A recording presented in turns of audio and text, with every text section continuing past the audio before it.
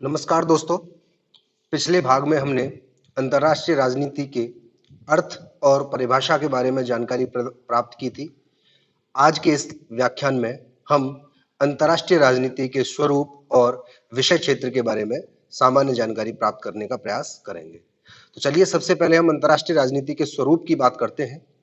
चूंकि हमने पिछले भाग में अंतर्राष्ट्रीय राजनीति के अर्थ और परिभाषा को जाना था, जिसके आधार पर हम ये समझ पाए थे कि अंतर्राष्ट्रीय राजनीति का अर्थ और परिभाषाएं दो दृष्टिकोणों, परंपरागत और आधुनिक दृष्टिकोणों के माध्यम से ही स्पष्ट की जा सकती हैं। इसी आधार पर हम आगे चलकर ये जानते हैं कि अंतर्राष्ट्रीय राजनीति का स्वरूप क्या है। तो अंतर्राष्ट्रीय राजनीति के स्वरूप के संबंध में सबसे पहली बात जो सामने आती है वो है कि इसकी प्रकृति अत्यंत परिवर्तनशील है। जैसा कि हमने परिभाषाओं के माध्यम से भी जाना था कि अंतर्राष्ट्रीय राजनीति वर्तमान में भी परिवर्तन की प्रक्रिया से गुजर रही है और यह परिवर्तन की प्रक्रिया अभी पूर्ण नहीं हुई है।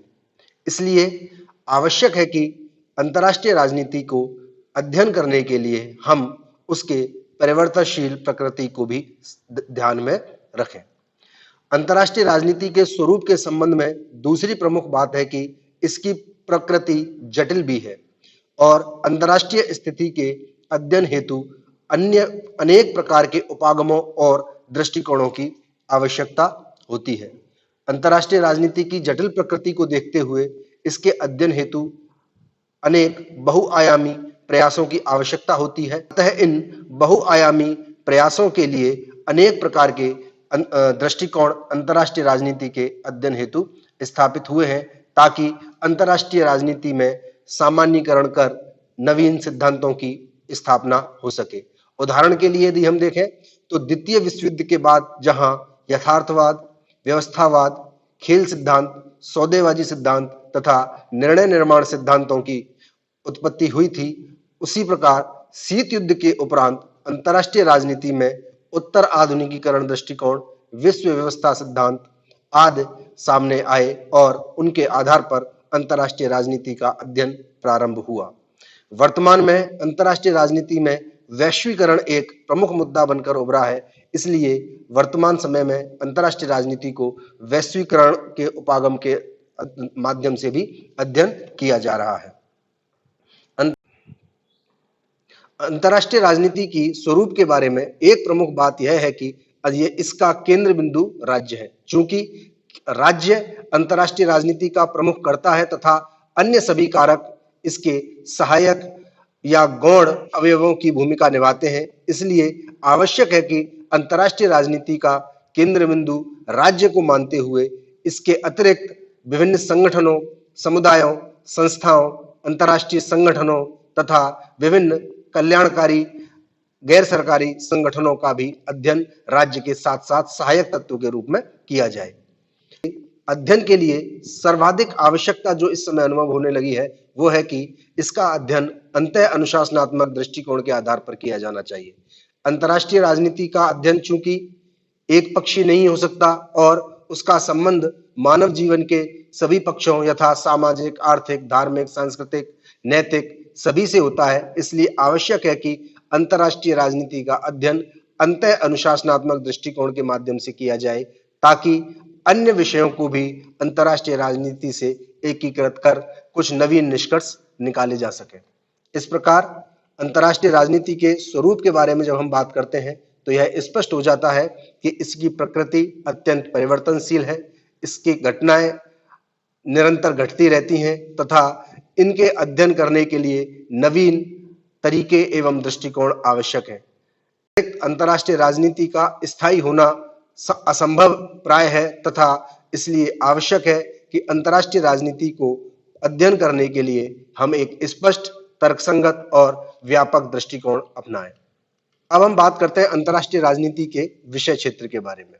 जैसा कि हमने स्वरूप के अंतर्गत भी जाना था कि अंतर्राष्ट्रीय राजनीति का केंद्र बिंदु राज्य है और अंतर्राष्ट्रीय राजनीति का सर्वप्रमुख लक्ष्य राष्ट्रहित होता है। तो स्वाभाविक है कि अंतर्राष्ट्रीय राजनीति के अंतर्गत राज्य को मुख्य कर्ता मानते हुए राष्ट्रीय हित की पूर्ति के लिए प्रयास किए जाएं और इनके लिए ही विभिन्न प्रकार के दृष्टिकोणों और उपागमों के माध्यम से सर्वमान्य और सामान्यीकृत सिद्धांत स्वीकार किए जाएं। अंतर्राष्ट्रीय राजनीति के अर्थ, परिभाषा और स्वरूप को जान लेने के पश्चात आवश्यक है कि हम अंतर्राष्ट्रीय राजनीति के विषय क्षेत्र को भी समझें। तो उपरोक्त परिभाषाओं और स्वरूप के आधार पर हम अंतर्राष्ट्रीय राजनीति के विषय क्षेत्र के अंतर्गत कुछ प्रमुख तत्वों को रख सकते हैं जो हम आगे चर्चा करेंगे। सबसे पहला है कि अंतर्राष्ट्रीय राजनीति का विषय क्षेत्र के रूप में हम राज्य को केंद्र बिंदु के रूप में स्थापित करते हैं। चूंकि अंतर्राष्ट्रीय राजनीति का मुख्य कर्ता कोई भी राष्ट्र ही होता है और उस राष्ट्र के राष्ट्रीय हित उसके लिए सर्वप्रमुख होते हैं, अतः आवश्यक है कि हम अंतर्राष्ट्रीय राजनीति के विषय क्षेत्र के अंतर्गत राज्य तथा उसके राष्ट्र हितों की अभिवृद्धि के तौर पर क्या सामान्यीकृत सिद्धांत हो सकते हैं, इस बारे में जानें। अंतर्राष्ट्रीय राजनीति के विषय क्षेत्र का दूसरा प्रमुख तत्व है शक्ति का अध्ययन। चूंकि अंतर्राष्ट्रीय राजनीति का परंपरागत दृष्टिकोण शक्ति पर अत्यधिक बल देता है, हॉन्स जे मार्गेंथौ जैसे विद्वान तो अंतर्राष्ट्रीय राजनीति को केवल राज्यों के मध्य शक्ति संघर्ष के रूप में ही परिभाषित करते हैं। इसलिए आवश्यक है कि हम अंतर्राष्ट्रीय राजनीति को शक्ति के रूप में भी देखें और जाने कि सहयोग के अतिरिक्त शक्ति की भी राष्ट्रों के मध्य आपसी अंतःक्रिया में अत्यधिक महत्वपूर्ण भूमिका है। अंतर्राष्ट्रीय राजनीति के विषय क्षेत्र में वर्तमान समय में अंतर्राष्ट्रीय संगठनों का बड़ा महत्वपूर्ण योगदान है। यदि हम देखते हैं तो आज विभिन्न प्रकार की अंतःक्रिया राष्ट्रों के मध्य होने लगी हैं, जो कि आर्थिक है, सामाजिक है, भौगोलिक है, सैन्य क्रियाएं हैं और सांस्कृतिक भी हैं। इसलिए आवश्यक है कि हम वर्तमान अंतर्राष्ट्रीय राजनीति के अंतर्गत वैश्विक स्तर के और अंतर्राष्ट्रीय स्तर के विभिन्न संगठनों जैसे World Bank, IMF, Red Cross, ASEAN, SAARC, NATO, यूरोपीय यूनियन तथा विश्व स्वास्थ्य संगठन जैसे मुद्दों को भी राजनीति के विषय क्षेत्र में हमें युद्ध और शांति दोनों के बारे में जानने की आवश्यकता है। चूंकि शक्ति अंतर्राष्ट्रीय राजनीति का एक महत्वपूर्ण तत्व है तथा शक्ति के पारस्परिक विनिमय के आधार पर युद्ध सामने आता है, इसलिए युद्ध को भी हम अंतर्राष्ट्रीय राजनीति में उपेक्षित नहीं रख सकते। इसके अतिरिक्त चूंकि मानवता के कल्याण के लिए शांति परम आवश्यक है, इसलिए आवश्यक है कि हम शांति का भी अध्ययन अंतर्राष्ट्रीय राजनीति के अंतर्गत करें तथा विश्व में चल रही अंतर्राष्ट्रीय स्तर पर प्रक्षेपास्त्र प्रतिस्पर्धा को समाप्त करने के ओर बढ़े। इसलिए अंतर्राष्ट्रीय राजनीति के विषय क्षेत्र के रूप में हम युद्ध और शांति को भी सम्मिलित करते हैं।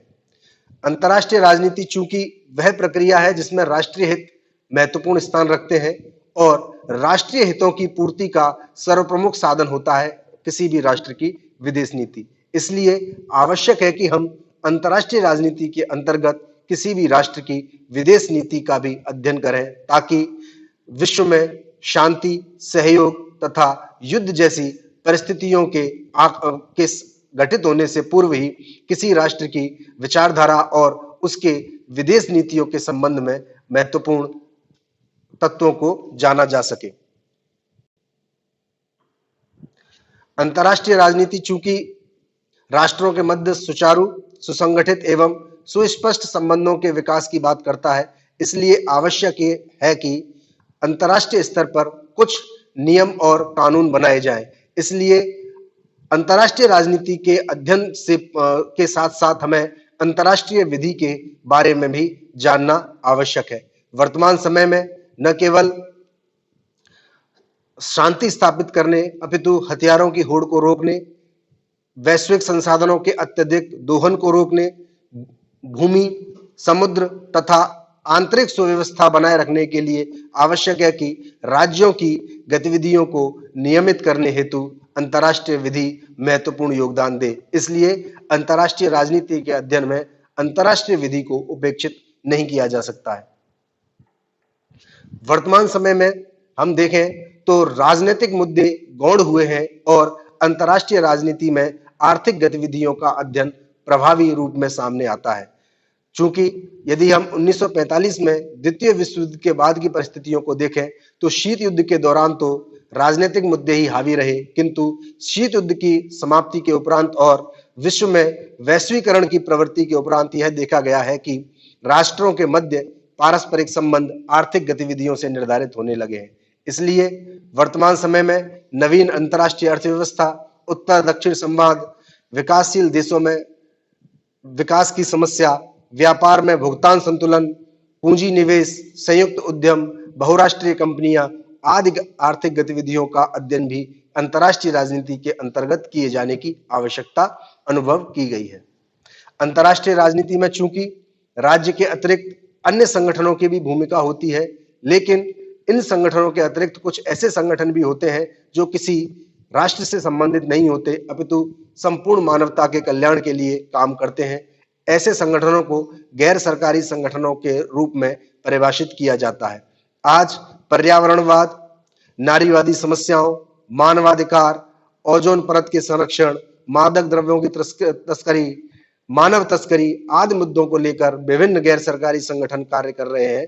इसलिए आवश्यक है कि हम अंतर्राष्ट्रीय राजनीति को समझने के लिए इन गैर सरकारी संगठनों को भी अपने विषय क्षेत्र में सम्मिलित करें।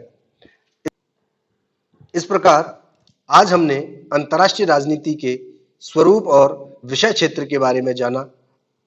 अगले भाग में हम अंतर्राष्ट्रीय राजनीति के विकास के विभिन्न चरणों के बारे में जानकारी प्राप्त करेंगे। तब तक के लिए धन्यवाद।